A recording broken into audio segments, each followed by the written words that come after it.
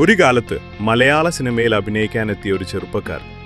അന്ന് ആരും കരുതിയിരുന്നില്ല ഈ യുവാവ് ഒരിക്കൽ മലയാള സിനിമയുടെ ചരിത്രത്തിലെ ഏറ്റവും വലിയ അധ്യായങ്ങളിൽ ഒന്നായി മാറുമെന്ന്.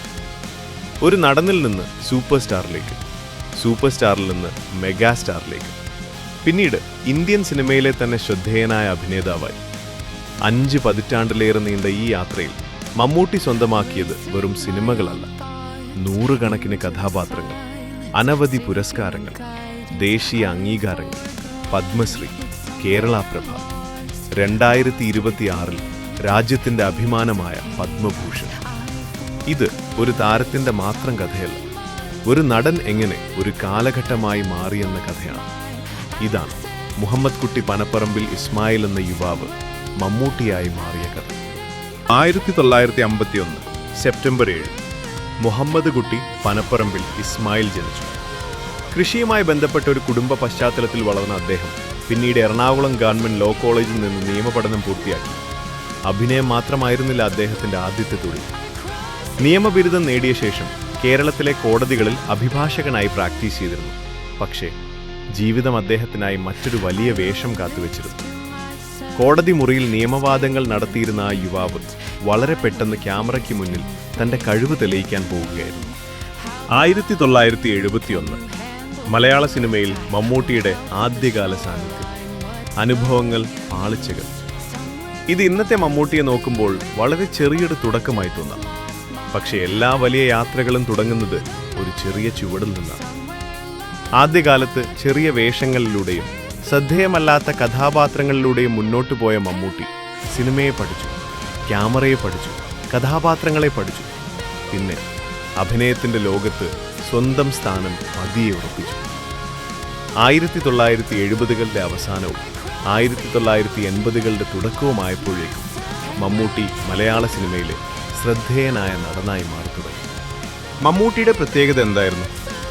ഒരേ രീതിയിലുള്ള കഥാപാത്രങ്ങളിൽ അദ്ദേഹം ഒതുങ്ങിയില്ല. പോലീസ് ഓഫീസർ, അഭിഭാഷകൻ, കർഷകൻ, രാഷ്ട്രീയക്കാരൻ, സാധാരണക്കാരൻ, ഗാങ്സ്റ്റർ, ചരിത്രപുരുഷൻ, സാമൂഹിക പ്രവർത്തകൻ, അധ്യാപകൻ, കുടുംബനാഥൻ.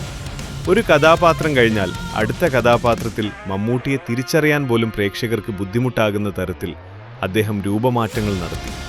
അതാണ് ഒരു താരത്തെയും ഒരു അഭിനേതാവിനെയും തമ്മിൽ വേർതിരിക്കുന്നത്. 1980കളിൽ മമ്മൂട്ടിയുടെ കരിയർ അതിവേഗം വളർന്നു. കഥാപാത്രങ്ങളുടെ വൈവിധ്യം, സംഭാഷണത്തിലെ പ്രത്യേക ശൈലി, മുഖഭാവങ്ങൾ, ശരീരഭാഷ, എല്ലാത്തിനുമുപരി കഥാപാത്രത്തെ വിശ്വസിപ്പിക്കാനുള്ള കഴിവ്, അതാണ് മമ്മൂട്ടിയെ മറ്റുള്ളവരിൽ നിന്ന് വേറിട്ട് നിർത്തിയത്. 1987 ന്യൂഡൽഹി മമ്മൂട്ടിയുടെ കരിയറിലെ വലിയ കമേഴ്ഷ്യൽ ടേണിംഗ് പോയിന്റ്സിലൊന്നായി ഈ സിനിമ മാറി. അതോടെ മമ്മൂട്ടി മലയാള സിനിമയിലെ മുൻനിര താരങ്ങളിൽ ഒരാളായി ഉറപ്പിച്ചു. പക്ഷേ അദ്ദേഹത്തിന്റെ ലക്ഷ്യം വെറും താരമാകുക എന്നതായിരുന്നില്ല, നല്ല കഥാപാത്രങ്ങൾ ചെയ്യുക. അതാണ് അദ്ദേഹത്തിന്റെ യാത്രയെ വേറിട്ടതാക്കിയത്. ഇനി മമ്മൂട്ടിയുടെ അഭിനയ ജീവിതത്തിലെ ഏറ്റവും വലിയ അധ്യായങ്ങളിലേക്ക്. ദേശീയ പുരസ്കാരം. 1989 പ്രകടനങ്ങൾക്ക് ലഭിച്ച അംഗീകാരമാണ് ആദ്യത്തെ national film award for best actor മതിലുകൾ. ഒരു വടക്കൻ വീരഗാഥ, 2 വ്യത്യസ്ത കഥാപാത്രങ്ങൾ, 2 വ്യത്യസ്ത അഭിനയ ലോകങ്ങൾ. പക്ഷേ രണ്ടും അവതരിപ്പിച്ചത് ഒരേ മനുഷ്യൻ, മമ്മൂട്ടി. അവിടെ നിന്നാണ് ദേശീയ തലത്തിൽ മമ്മൂട്ടിയുടെ അഭിനയശേഷിക്ക് വലിയ അംഗീകാരം ലഭിക്കുന്നത്. അതിനുശേഷം വീണ്ടും ദേശീയവേദി, പൊന്തന്മാട, വിധേയൻ. മമ്മൂട്ടിയുടെ അഭിനയ ജീവിതത്തിലെ അതീവ ശക്തമായ കഥാപാത്രങ്ങൾ. 1990കളിൽ തന്നെ വീണ്ടും best actor national film award. ഒരു ദേശീയ പുരസ്കാരം നേടുന്നത് വലിയ നേട്ടമാണ്. പക്ഷേ അത് വീണ്ടും നേടുക, അതിനുശേഷവും അതേ നിലവാരം നിലനിർത്തുക, അതാണ് യഥാർത്ഥ വെല്ലുവിളി. മമ്മൂട്ടി ആ വെല്ലുവിളിയും മറികടന്നു.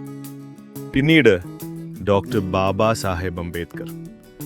ഇവിടെ മമ്മൂട്ടി ഒരു കഥാപാത്രത്തെ അവതരിപ്പിച്ചില്ല, ഒരു ചരിത്ര പുരുഷനെ അവതരിപ്പിച്ചു. അംബേദ്കറിന്റെ ശരീരഭാഷ, ശബ്ദം, മുഖഭാവം, നടപ്പ് എല്ലാം വളരെ ശ്രദ്ധാപൂർവം പുനർസൃഷ്ടിച്ചു. ഈ പ്രകടനത്തിന് വീണ്ടും national film award for best actor. അങ്ങനെ മമ്മൂട്ടിയുടെ പേര് ദേശീയ പുരസ്കാരങ്ങളുടെ ചരിത്രത്തിൽ കൂടുതൽ ശക്തമായി പതിഞ്ഞു. ഇനി ഈ കഥയിലെ ഏറ്റവും പുതിയ അധ്യായം, ഭ്രമയുഗം. രാഹുൽ സദാശിവൻ സംവിധാനം ചെയ്ത ഈ ചിത്രത്തിൽ മമ്മൂട്ടി അവതരിപ്പിച്ചത് കൊടുമൻ പൂട്ടി. കറുപ്പും വെളുപ്പും മാത്രം നിറഞ്ഞ ലോകം, ഭയപ്പെടുത്തുന്ന അന്തരീക്ഷം, വ്യത്യസ്തമായ ശരീരഭാഷ, വ്യത്യസ്തമായ ശബ്ദം. പ്രേക്ഷകർക്ക് പരിചിതമായ മമ്മൂട്ടിയിൽ നിന്ന് തികച്ചും വ്യത്യസ്തനായ ഒരു മനുഷ്യൻ. അവസാനം 2026 72ാം national film awards best actor Mammootty, Bramayugam. മമ്മൂട്ടിയുടെ 4ാമത്തെ national film award for best actor.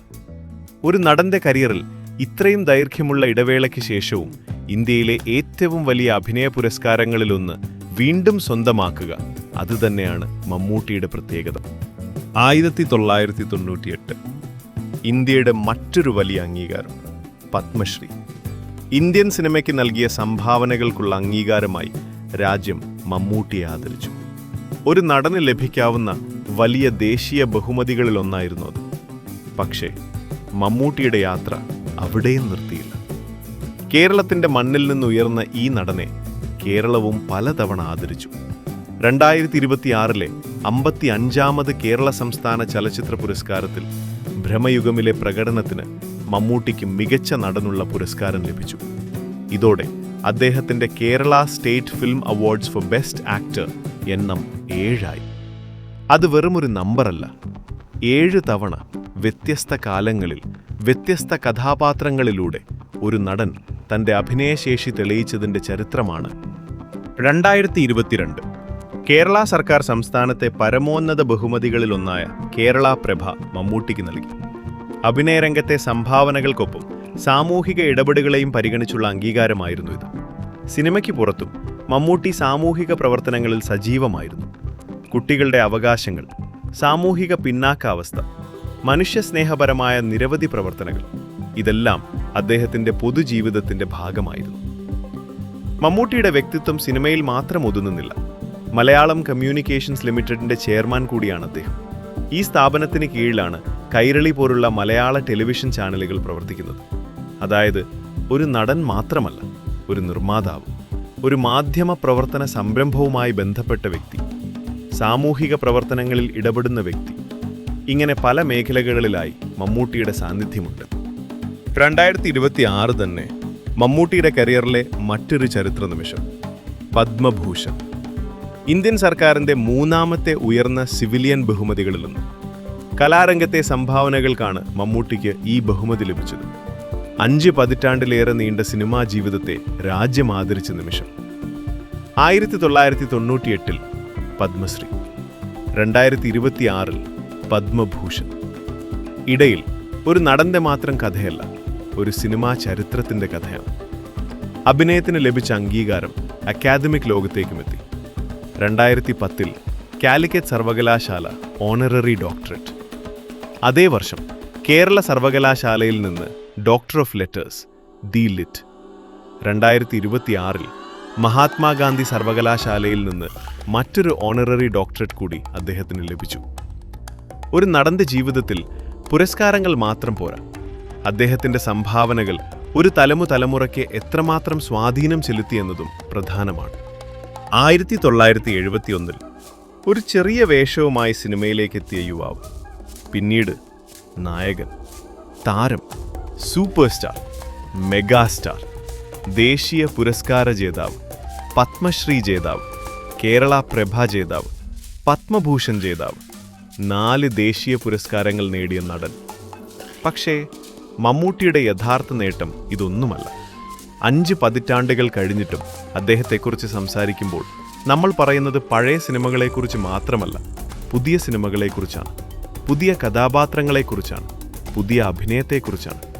അതുകൊണ്ടാണ് മമ്മൂട്ടി ഒരു കാലഘട്ടത്തിൽപ്പെട്ട നടനല്ലെന്ന് പറയുന്നത്. മമ്മൂട്ടി തന്നെയാണ് ഒരു കാലഘട്ടം. ഒരു തലമുറ അദ്ദേഹത്തെ കണ്ടു വളർന്നു, അടുത്ത തലമുറ അദ്ദേഹത്തിൻ്റെ സിനിമകൾ കണ്ടു വളരുന്നു. ഇനി വരുന്ന തലമുറ അദ്ദേഹത്തിൻ്റെ കഥാപാത്രങ്ങളെ പഠിക്കും. കാരണം ചില അഭിനേതാക്കൾ സിനിമയിൽ അഭിനയിക്കും, ചിലർ സിനിമയെ മാറ്റും. പക്ഷേ വളരെ കുറച്ചുപേർ മാത്രം സിനിമയുടെ ചരിത്രമായി മാറും. മമ്മൂട്ടി അത്തരത്തിലൊരാളാണ്. ഇത് മമ്മൂട്ടിയുടെ കഥയല്ല, മലയാള സിനിമയുടെ ഒരു വലിയ അധ്യായത്തിൻ്റെ കഥ കൂടിയാണ്. Mammootty, the actor, the star, the legacy. മമ്മൂട്ടിയുടെ ഇത്രയും വർഷത്തെ അഭിനയ ജീവിതത്തിൽ നിങ്ങളുടെ ഏറ്റവും പ്രിയപ്പെട്ട കഥാപാത്രം ഏതാണ്? മതിലുകളിലെ ബഷീർ, ഒരു വടക്കൻ വീരഗാഥയിലെ ചന്തു, വിധേയനിലെ ഭാസ്കര പട്ടേലർ, അംബേദ്കർ അല്ലെങ്കിൽ ഭ്രമയുഗത്തിലെ കൊടുമൺ പൂത്തി. കമന്റിൽ നിങ്ങളുടെ പ്രിയപ്പെട്ട മമ്മൂട്ടി കഥാപാത്രത്തിന്റെ പേര് എഴുതൂ. വീഡിയോ ഇഷ്ടപ്പെട്ടെങ്കിൽ ലൈക്ക് ചെയ്യുക, ഷെയർ ചെയ്യുക, ചാനൽ സബ്സ്ക്രൈബ് ചെയ്യുക. മമ്മൂട്ടിയുടെ അടുത്ത കഥാപാത്രത്തിനായി കാത്തിരിക്കാം. നന്ദി.